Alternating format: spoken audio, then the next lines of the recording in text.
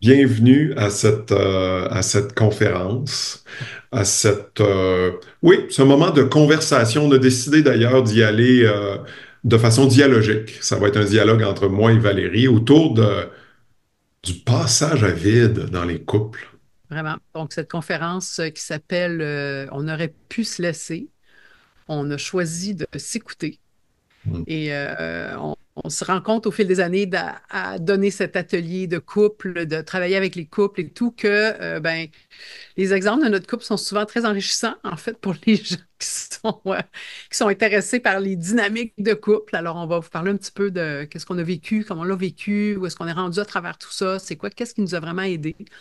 Euh, je pense que beaucoup de couples de plus longue durée vont avoir des passages à vide. Puis je pense que c'est important de pouvoir le nommer, le reconnaître, que c'est ça qui se passe quand ça se passe. Et aussi d'avoir des outils, des leviers pour ramener du mouvement. Parce que des creux de vague, il va y en avoir. Des fois, il y a des creux longtemps. Et puis, ben, comment on fait pour dire, OK, on est dans un creux longtemps, et qu'est-ce qu'on fait pour se ramener? Puis c'est quoi les dynamiques qu'il y a? Ça, nous, on a 16 ans et plus là, de vie de Mm. couple. Mm. Et puis, on est là-dedans, dans cette belle remontée d'un assez long passage à vide. Pas pire, Fait que, voilà, Jean-Philippe, je te laisse reprendre la balle, vas-y donc. pas pire, on le dit en souriant, Valérie, ce qui doit être un constat que ça va bien. Euh, Nous, donc, pour les gens qui ne nous connaissent pas, moi, c'est Jean-Philippe Bouchard, Valérie Langto-Bédard. On est les cofondateurs de Spiralis. On a fondé Spiralis en 2008. Donc, Spiralis est presque aussi vieux que notre couple. Euh, Alice a un an de moins que notre couple. oui, c'est ça, c'est ça. Euh, Et donc, Spiralis, c'est une école de formation en communication non violente. On soutient toutes sortes de personnes à développer leurs compétences relationnelles, que ce soit dans les écoles, au niveau des profs et de tous les intervenants d'une école, dans les organisations, au niveau du leadership, des équipes, tout ce qui est lié avec la collaboration, bien sûr des couples, des parents, toutes les personnes qui veulent vraiment enrichir leurs relations et enrichir leur vie même. Spiralis offre plusieurs formations, coaching, accompagnement, médiation pour vous soutenir là-dedans. Moi, particulièrement, j'ai développé une expertise autour du leadership, du travail d'équipe. Je fais beaucoup de coaching exécutif, donc d'aider les gestionnaires à être capables de être plus en cohérence avec eux-mêmes pour déployer leur puissance en tant que leader. Donc, j'aime beaucoup faire ça et je le fais depuis une vingtaine d'années. Je suis formateur certifié en communication non violente, coach certifié aussi, entre autres choses. Toi, Valérie, Moi, je veux juste vous dire qu'il y a un petit peu de mouvement ici. J'ai un chien qui vient de se réveiller sur le bord de la fenêtre, puis j'ai mon neveu qui vient de rentrer dans la porte. Fait que je veux juste vous dire une petite seconde.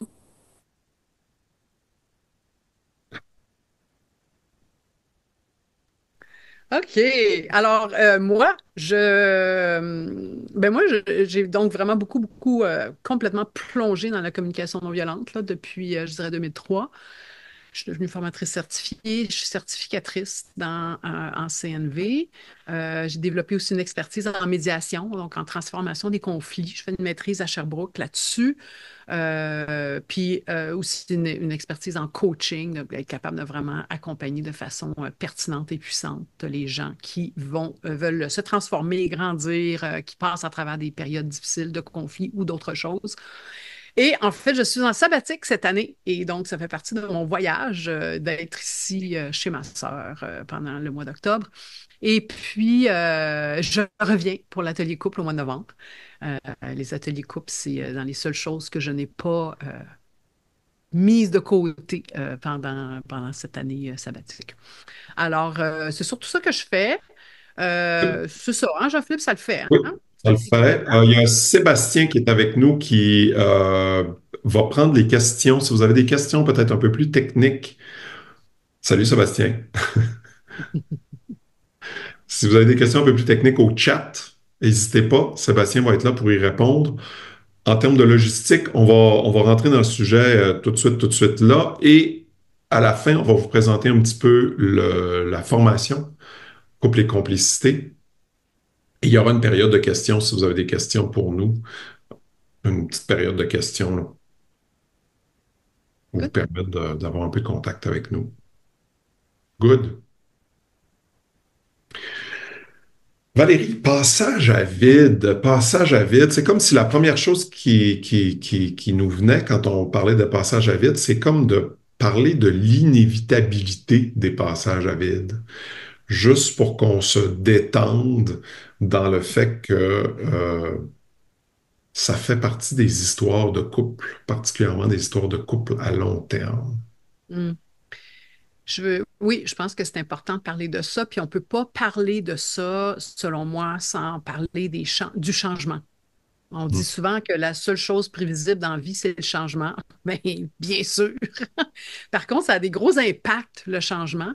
Et on dirait, en tout cas, puis il y a bien du monde qui semble être d'accord là-dessus, que les changements s'accélèrent. Les changements s'accélèrent dans des zones où on ne pensait pas qu'il y aurait des changements. Et souvent, à travers les différents mouvements de la vie, on s'attend à ce que le couple, lui, soit stable. Vas-y, ma copine, descends. Il est là. Tu fais une petite distraction, là. Bon, OK, on change de place. Parfait. Euh, on s'attend souvent à ce que le couple soit comme un socle, une place stable, prévisible. Puis les changements, c'est partout. C'est pas juste à l'extérieur. C'est aussi tu sais, puis ce qu'on vit par rapport à ce qui se passe à l'extérieur. Ça nous change. On évolue. Toi et moi particulièrement, Jean-Philippe, juste le nommer qu'on est tous les deux engagés dans une trame évolutive de nos vies.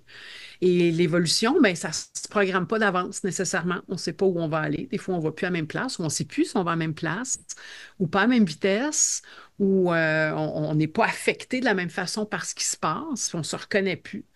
Et c'est important de parler de ça parce que je trouve que d'abord et avant tout, il faut constater qu'on n'est plus dans le même couple qu'avant. Mm. Et tant qu'on ne fait pas ce constat-là, on lutte. Mm. On lutte, puis on ne fait pas le deuil de ce qui était et qui n'est plus.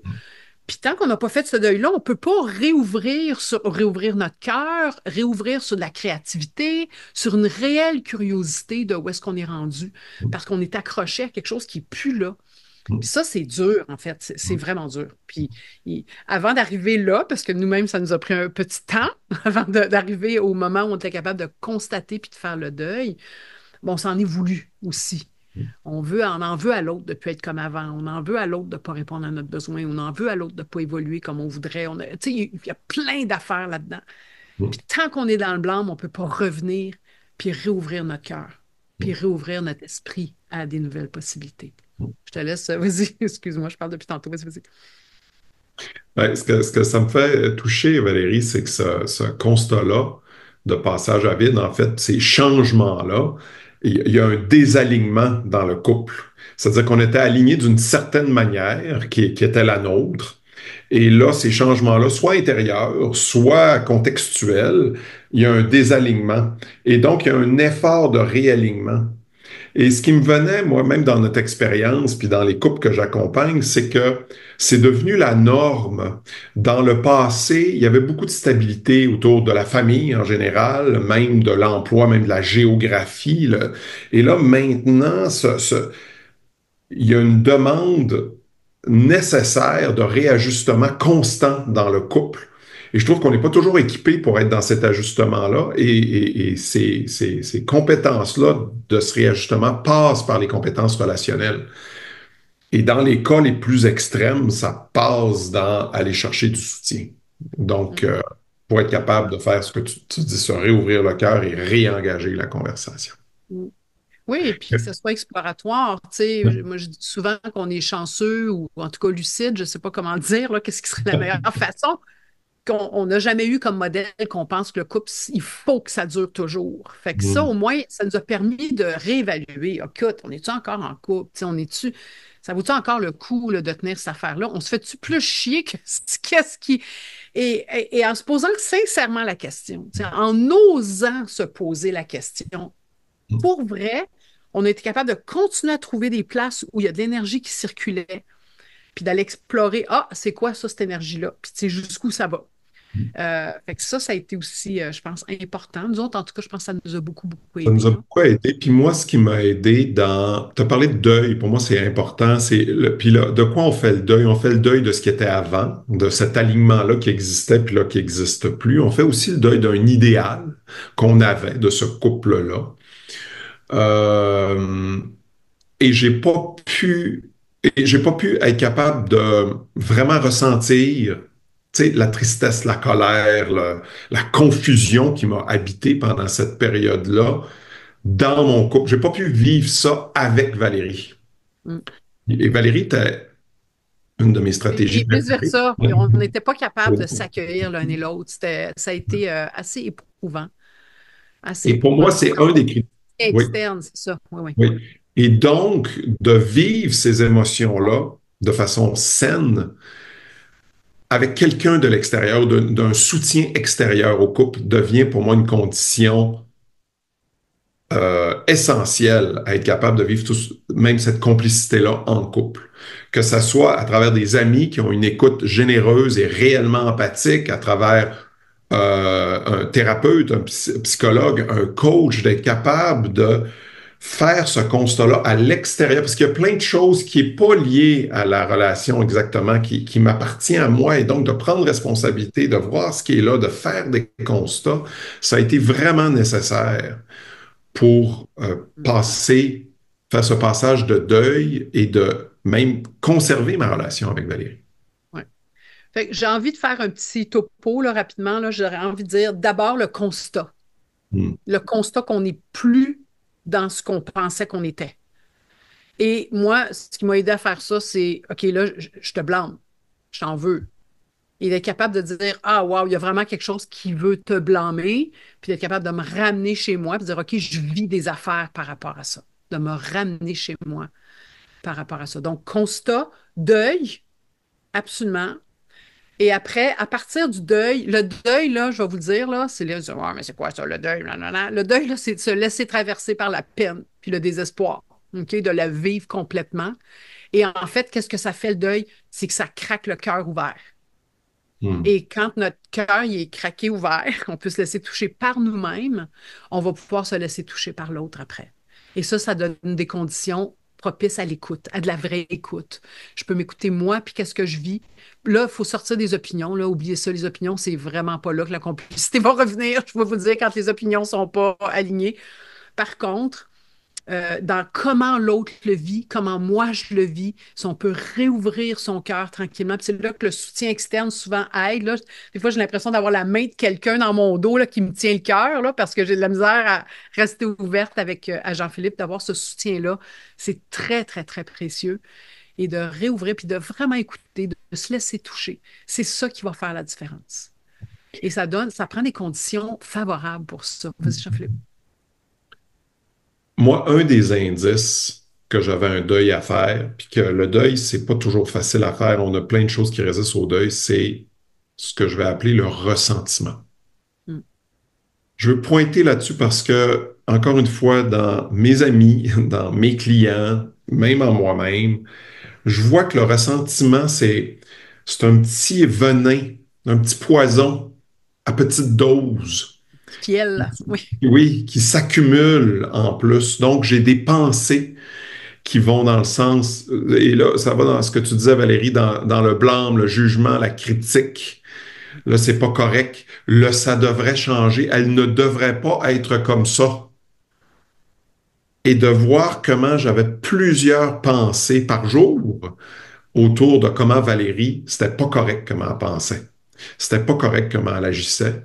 Puis qu'elle devrait changer. Puis moi, je vais m'ouvrir le cœur que si elle change. Et quand je suis dans ce genre de pensée-là, je peux vous dire, je l'ai été, je suis très, très fermé, puis les possibilités là, sont très, très limitées, les possibilités relationnelles, puis ma capacité de, elle, l'écouter de ce qu'elle très, très petite. Fait que dans cet espace-là où on est convaincu que l'autre devrait changer, qu'on a du ressentiment, de la rancœur, c'est important de, au lieu juste de se croire, de dire, oh, OK, on est rendu là. Fait que là, zoom out, là. OK, là, on est rendu là, là. Là, on est rendu dans la place où on se blâme mutuellement de ne pas être comme on voudrait. Alors, il y a quelque chose dans juste que ça serve d'alarme et non pas de Ah, j'ai raison. Et la pire chose qu'on peut faire en plus, c'est aller chercher de l'écoute auprès de gens qui trouvent qu'on a raison.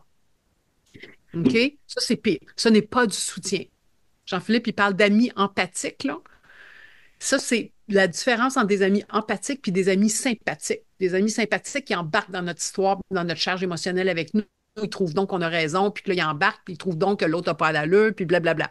Ça aide pas. Parce que ça nous garde dans les opinions, puis ça nous garde le cœur fermé. OK? Puis, on ne veut pas vous dire, en aucun cas, est-ce on voudrait dire à quelqu'un, restez dans votre couple pour toujours, il y a quelque chose à apprendre là. Il y a des couples qui arrivent à leur fin. Il y a des couples qui finissent, qui ont fini leur vie utile. Puis ça ne veut pas dire qu'on ne va pas pleurer si on se quitte, là. Mais à un moment donné, il y a aussi ça. Puis je ne veux pas enlever cette possibilité-là. Par contre, moi, je viens du moi, j'ai grandi dans le modèle du couple jetable. Je fais plus mon affaire. Ah, ciao, bye! OK? Par contre, au fil des années, moi, j'avais jamais eu ça. Un couple qui avait 16 ans, 17 ans, 18 ans, 17 ans qu'on a de couple. Mm. J'avais jamais vécu ça avant. Et ça se jette pas si vite que ça. Il y a comme, attends une seconde, là, j'en connais beaucoup des bons côtés, là. Ça fait longtemps que j'en profite. Là, il y a des affaires qui ne marchent plus.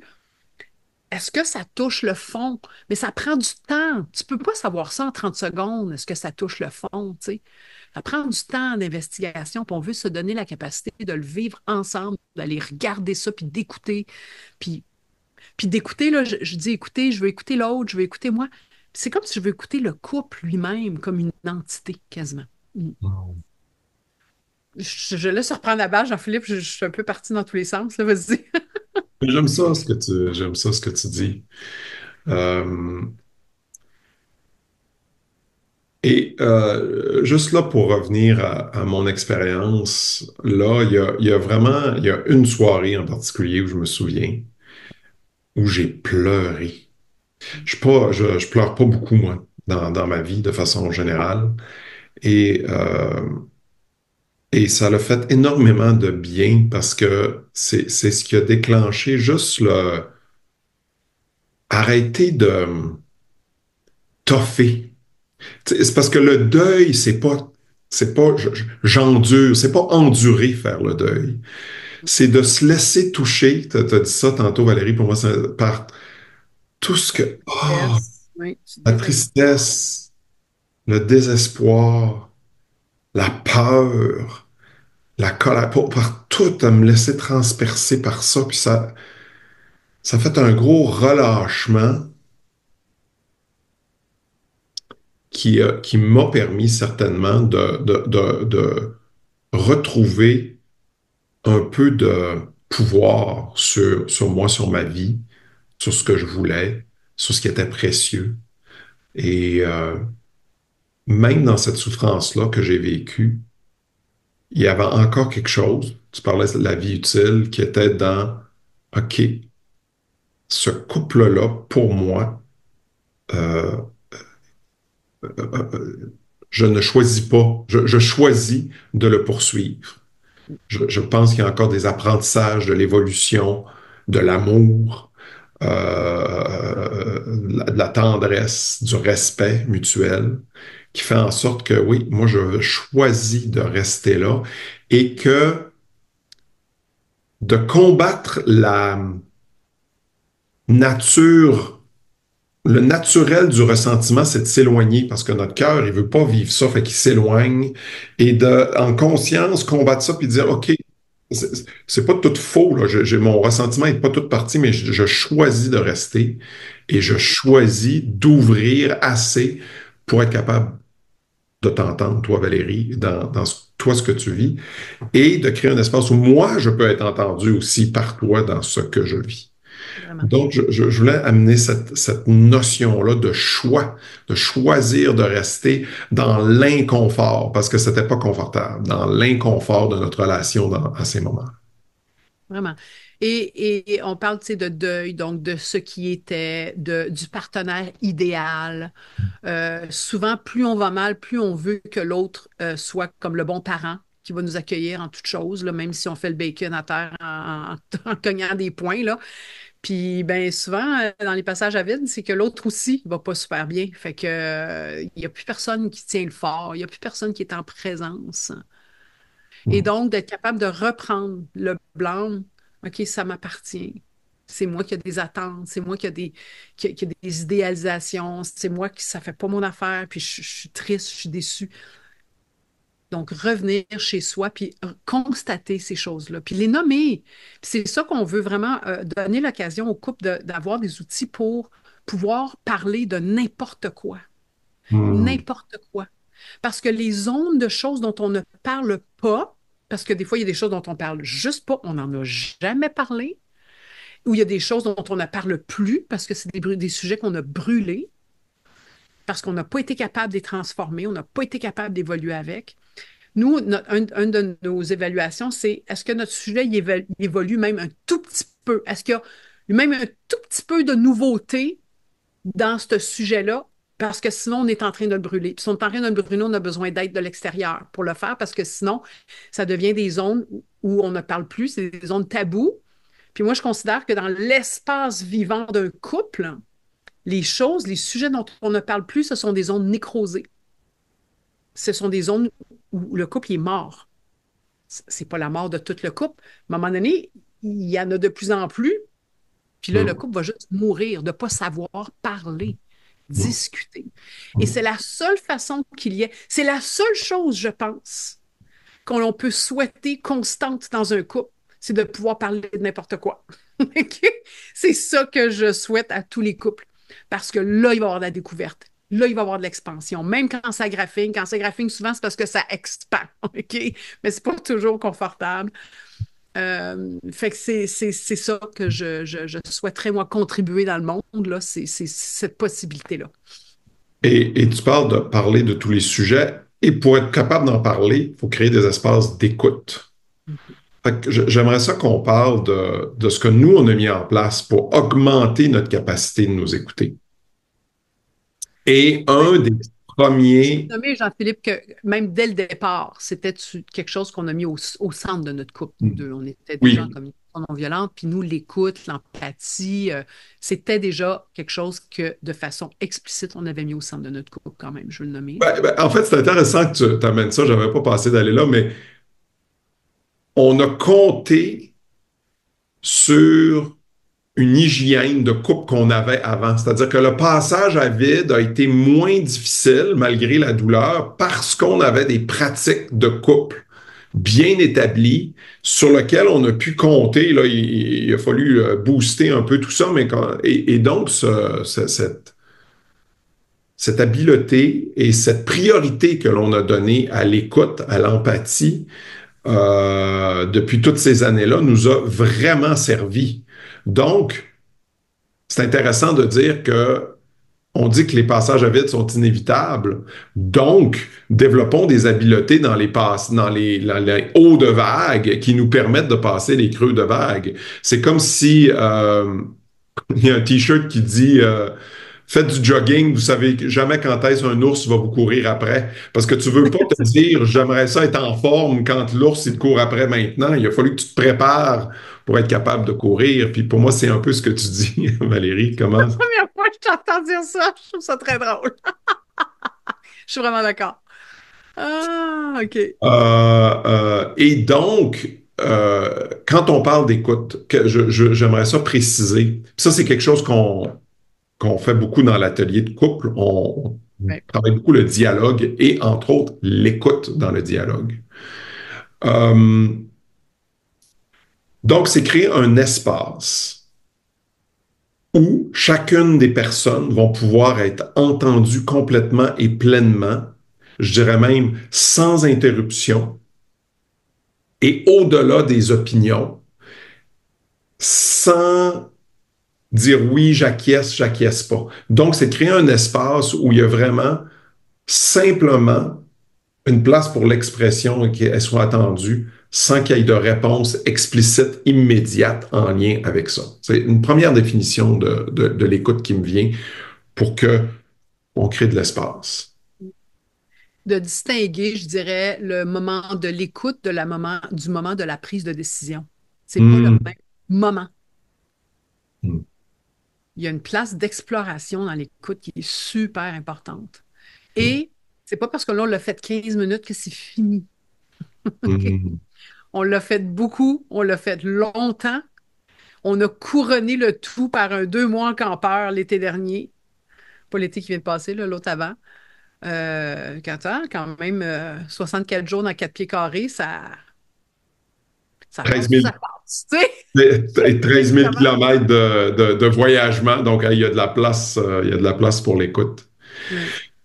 Mais je reviens sur ce que tu disais, Valérie. Donc, c'est un moment qui est choisi Mhm. où consciemment, dans notre cas, on était capable de se libérer pendant 1 heure et où, littéralement, il y avait, je pense qu'on faisait des 15 minutes chaque, où il y avait des 15 minutes où c'est Valérie qui parlait, puis moi qui écoutais. Puis comme écoutant, moi, pendant que je l'écoutais, j'ajoutais rien de mon opinion, de qu'est-ce que je pensais, de même qu'est-ce que ça me fait dans le moment. C'est pas de ça que je parlais. Si je disais quelque chose, c'était plutôt pour dire ce que moi j'ai compris ou ce que j'ai entendu, pour juste valider avec Valérie que ce qu'elle me disait, ça ressemblait à ça. Ça, c'était vraiment ça. Fait qu'il y avait 15 minutes, c'est elle qui parlait, c'est moi qui écoutais. Et après ça, l'inverse. Valérie me proposait un 15 minutes où c'est moi. Puis là, j'avais de la place pour réagir, pour dire ce qui se passait, ce que j'en pense. Et là, Valérie, pendant ce moment-là, et on faisait ça plusieurs fois. Et on l'a fait beaucoup, beaucoup, beaucoup. Puis après ça, on pouvait repartir notre quotidien, puis ça libérait un peu d'espace.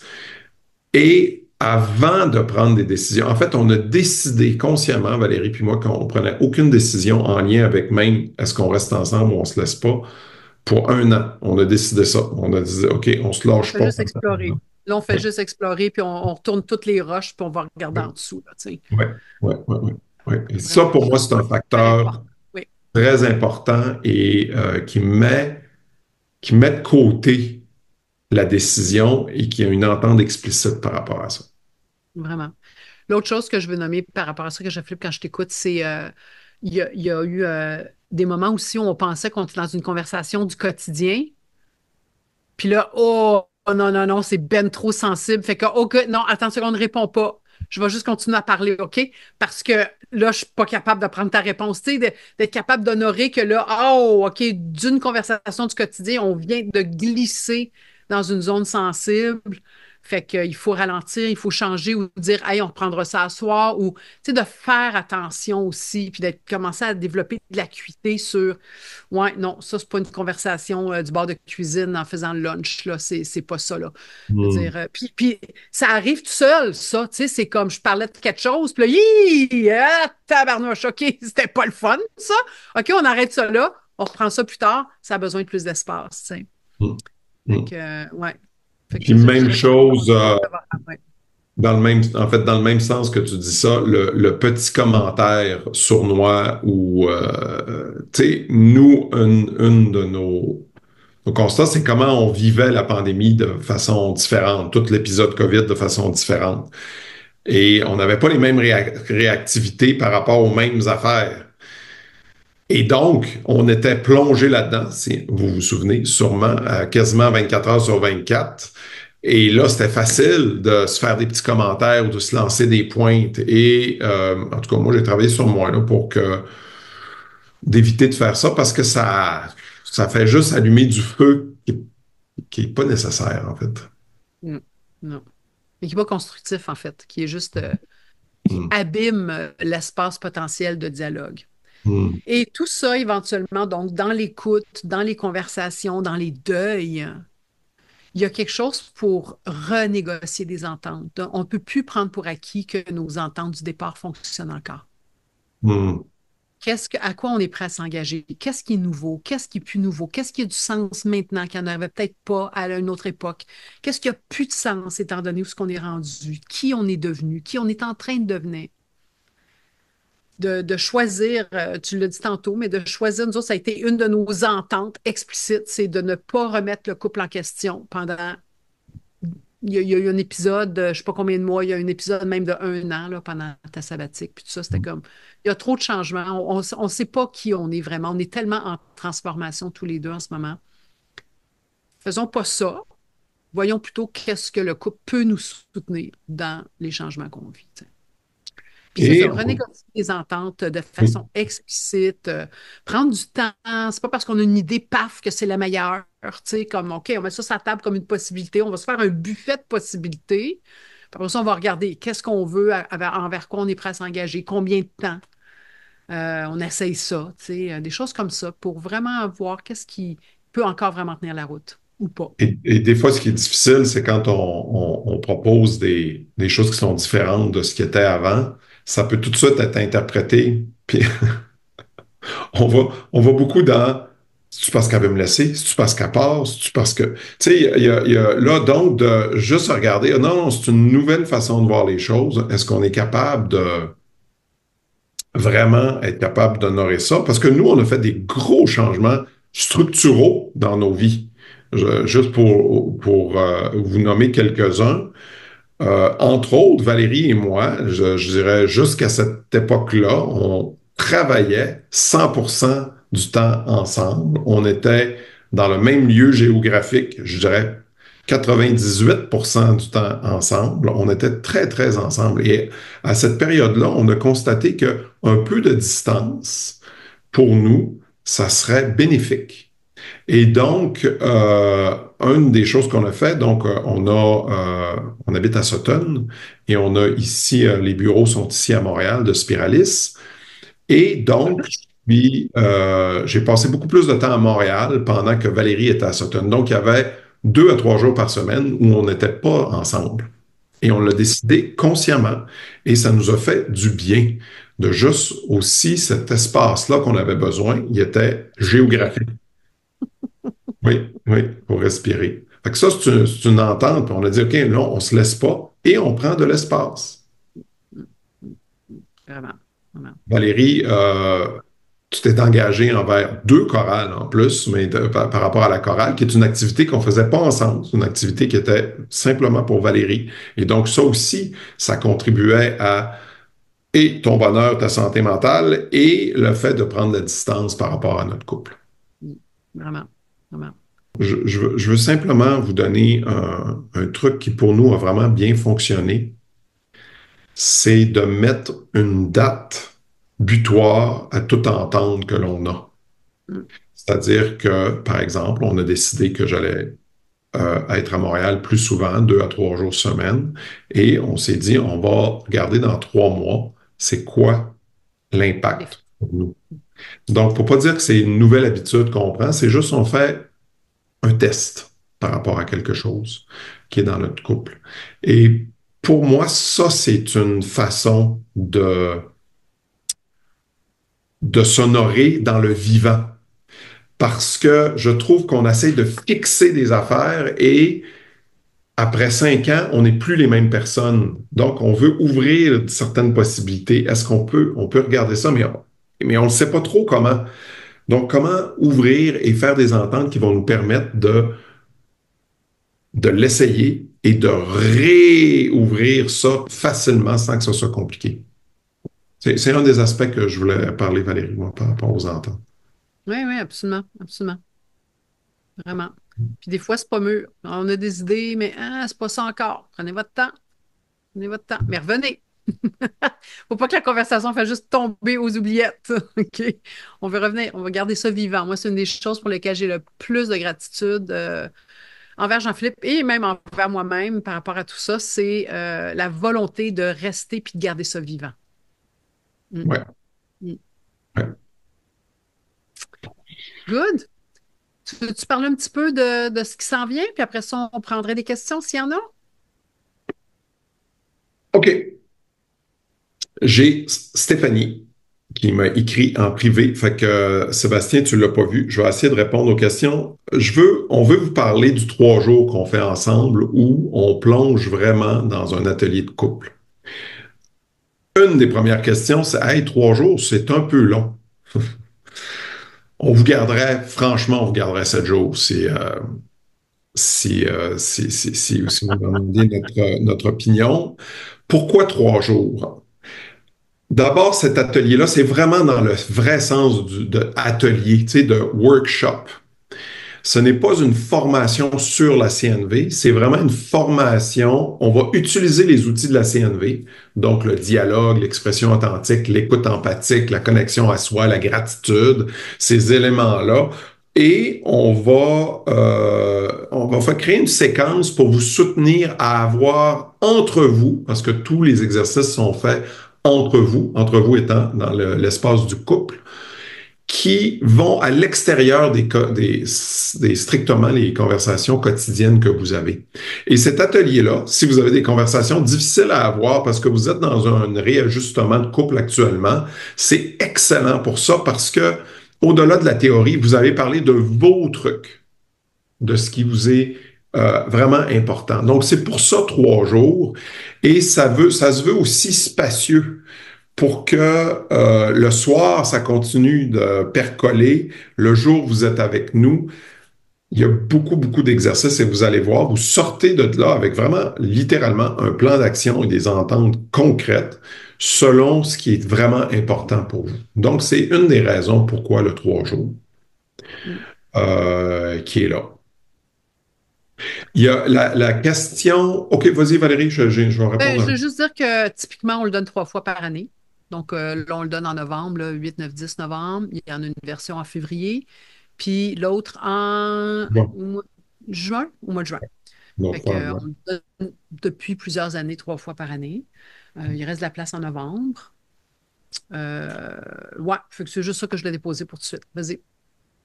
une question sur à qui ça s'adresse. Est-ce qu'il y a des tranches d'âge? Ah, je peux te répondre? Vas-y donc.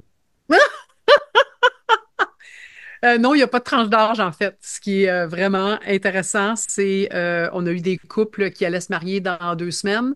On a eu des couples qui avaient 45 ans de mariage. On a eu des couples, il y a tout le monde, tous les couples qu'on connaît qui ont fait l'atelier au complet ont ressorti quelque chose de vraiment enrichissant,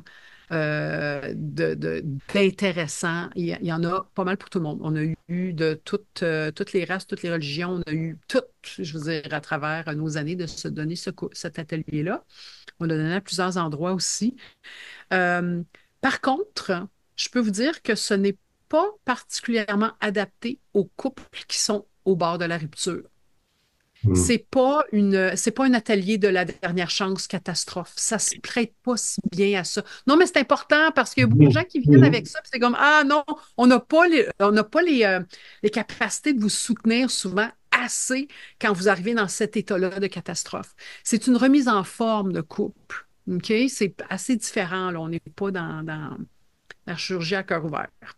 Euh, ce que je dis souvent, moi, c'est que on vous garantit qu'il va y avoir des opportunités pour ouvrir sur plus de vérité, dans plus de bienveillance. Et ça, on est équipé pour vous accompagner là-dedans. OK? Fait que, Plus de voilà. vérité, plus de vérité dans Dans plus de bienveillance. bienveillance dans votre couple. Ouais. C'est beau, ça. Mm, Comme ça. mm, mm. Pendant les formations, on est nous deux, c'est Valérie et moi. Et il y a 2 assistantes qui sont là aussi. Et donc, ça veut dire que pendant vos exercices, vous avez l'opportunité d'avoir du soutien. Donc, on va vous voir. Si vous voulez pas nous voir, on ne viendra pas vous voir, mais on est là pour peut-être préciser des éléments, peut-être avoir du soutien juste parce que émotionnellement, c'est très tendu en lien avec le sujet qui est là. Donc, on est là pour ça. Et il y a un aspect que, il y a l'aspect- il y a un aspect de communauté que je veux nommer, c'est que d'être avec d'autres couples qui sont en cheminement pour être un couple, c'est vraiment quelque chose d'agréable. La plupart du temps, il y a même il y a beaucoup de conversations et bien qu'on fait des constats en grand groupe pour dire, ah, moi, tu sais, ça aussi, c'est difficile pour moi. Il y a comme une normalisation que de justement ces passages à vide-là, si vous êtes dans un passage un peu plus à vide, ah ben, je suis pas tout seul. Je suis pas tout seul qui est en train d'essayer de faire quelque chose de différent et de nouveau dans mon couple. Donc ça, c'est une des parties agréables, en fait, de la communauté. Et il n'y a aucune obligation de partager en grand groupe. Ça, c'est super important de le dire. Puis souvent, il y a des gens qui le font et ça enrichit souvent tout le monde. Et ça, cet grand effet de normalisation, comme tu dis, on n'est pas les seuls à en arracher un peu, là. Fait que ça, c'est vraiment intéressant. J'ai envie de parler un peu des thèmes de l'atelier, Jean-Philippe. Super. Le premier gros thème dans lequel on plonge dans cet atelier-là, c'est comprendre des morceaux clés de la communication non violente, qui est la conscience des besoins humains fondamentaux. Et ça change notre lentille. On veut changer de regard parce qu'on est habitué à avoir des opinions, des attentes, des commentaires, du débat. On est habitué à faire beaucoup, beaucoup de choses autres que du dialogue. Et donc, on vous amène d'abord et avant tout dans la conscience des besoins. Comment ça s'articule, ça? Et donc, changer notre regard sur qu'est-ce qui est en train de se passer en moi, en l'autre et tout ça. Fait que ça, c'est un premier gros morceau pour placer cette pierre-là qui va nous amener, pierre angulaire qui va nous amener à bâtir le reste de l'atelier. Ensuite, on travaille avec des exercices de gratitude pour être capable de juste se rendre compte, ah oui, c'est vrai, je l'ai choisi, cette personne-là. Elle nourrit ma vie de plein de façons. OK, je veux juste qu'on s'en souvienne. Parce que notre cerveau, il est fait pour scotcher sur le négatif et on oublie souvent, très facilement, qu'il y a des choses qu'on apprécie de l'autre personne. Alors, on amène donc justement cette conscience-là des besoins, même dans l'appréciation, la gratitude. Puis après ça, on vous amène avec des outils de dialogue. C'est quoi ça, un dialogue? Comment on structure ça, un dialogue? Il y a des gens qui disent, oh, on va s'organiser à la bonne franquette. Oui, c'est intéressant. Puis regarde aussi que ça t'a amené jusqu'à maintenant, c'est peut-être pas suffisant. Fait que pour les grosses conversations, on va être capable d'avoir un outil dialogique. Fait qu'on vous propose des outils dialogiques, on les amène sur des petits sujets. Puis après ça, l'après-midi, on amène des sujets plus costauds. OK? On amène des sujets qui commencent peut-être à se placer dans des zones taboues, là. C'est qu'on va ramener de la vie un peu là-dedans, là, en amenant une autre technologie, si on fait une méthodologie de dialogue. Et la troisième journée, on va beaucoup focaliser, donc armé de nos outils de dialogue, on va focaliser sur le sens du couple. À quoi ça sert un couple? Qu'est-ce qu'on veut de ce couple-là? Toi, qu'est-ce que tu veux? Moi, qu'est-ce que je veux? Puis c'est quoi les conversations qu'on va avoir? Puis c'est quoi les ententes qui peuvent découler de ça? Où est-ce qu'on s'en va avec tout ça? Alors, c'est ça, les grands thèmes du 3 jours. Et puis, voilà, comme dit Jean-Philippe, on vous garderait 7 jours en résidence, mais ça ne sera pas ça. Mais 3 jours, ça fait vraiment. On l'a modulé quand même, cet atelier-là, à plusieurs reprises. On a fait un peu plus long, un peu moins long. Puis on dirait que la formule 3 jours semble vraiment nous donner un bel espace là, de travail. Mm. Fait que, Euh, je pense, pour l'atelier, vas-y. oui. Et pour ceux qui préfèrent, qui n'aiment pas le contexte du groupe, je sais qu'il y en a qui aiment moins ça. Donc, la possibilité de l'accompagnement de couple, donc coaching de couple. On est plusieurs coachs à Spiralis qui peuvent vous soutenir dans vos défis de couple. Et ça peut se faire même avant l'atelier. Il y a toujours un petit peu de possibilité de coaching pendant, mais et après aussi. Donc, si c'est quelque chose qui vous intéresse, n'hésitez pas à nous appeler, puis on va regarder si on peut vous trouver le coach idéal pour vous. Et ça, j'insiste sur ce que Valérie disait. Pour les couples qui sont plutôt dans la dernière chance, probablement que le coaching est plus approprié que l'atelier. Ou même la médiation. Tu sais, si vous êtes vraiment, vraiment à peu près au bord de la rupture, puis là, on n'est plus capable de communiquer, on a aussi des gens qui peuvent vous accompagner carrément en médiation, là, de vraiment faire juste vraiment une intervention pour retisser là, la capacité de parler, même, j'ai envie de dire de quoi que ce soit. C'est une exagération probablement, mais il y a des couples, des fois, où on se rend très loin dans l'incapacité de parler, puis ça a besoin d'un soutien particulier. That's Avant it. d'ouvrir pour les questions, Valérie, j'avais envie, juste pour conclure, parce qu'on a parlé qu'on a trouvé ça difficile, puis je me suis dit, ah, on leur a pas dit où on était rendu maintenant, parce que par rapport à notre couple, je peux vous dire que moi, je n'aime pas la chicane, je n'aime pas le conflit. Et en choisissant Valérie, dès le début, j'ai bien compris que vivre de l'intensité, ça faisait partie, ça allait être une pratique de ça. Et le choisir de rester dans cette tension-là qu'on a vécue, j'ai grandi énormément dans ma capacité, j'ai grandi ma capacité de vivre dans cette intensité-là, puis de garder mon cœur ouvert et d'aller au-delà de mes tendances naturelles de fuite de ces aspects-là. Donc, ça a été vraiment une aventure très, très enrichissante que de faire ça. Et actuellement, il y a tout comme on est encore dans la découverte de qu'est-ce que ça veut dire d'être dans un couple qui est différent, qui est pas collé à la hanche là, tout le temps. Et je trouve ça assez excitant parce que là, on est dans la phase plutôt créative de qu'est-ce que ça veut dire. Et là, je peux vous dire que moi, je suis dans ma créativité, dans la notion d'aventure, dans renouveau, dans ma relation avec Valérie. Donc, moi, ça m'active dans beaucoup d'enthousiasme. Mm, mm. Toi, Ah, fait Valérie? qu'il y a beaucoup de, ben, j'ai envie de dire des choses similaires. Moi, je suis pas dans la même zone de créativité tant que ça encore.